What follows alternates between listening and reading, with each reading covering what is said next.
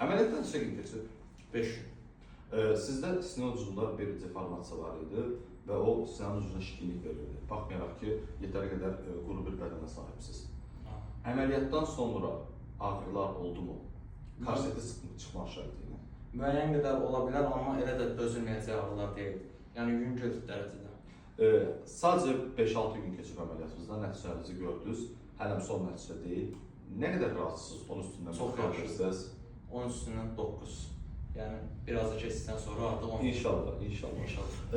Dəyərli pasientlər, ümumiyyətlə bizdə əməliyyatdan sonra razılıq faizi sizin başlanğıc sinə formanızdan asılı olmayaraq çox yuxarıdır.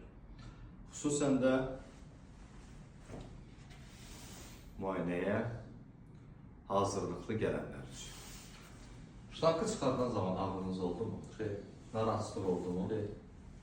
Dediyim kimi, hazırlıqlı gələnlər üçün. Təşəkkürlər, çox sağ olun, siz sağ olun. Var olun.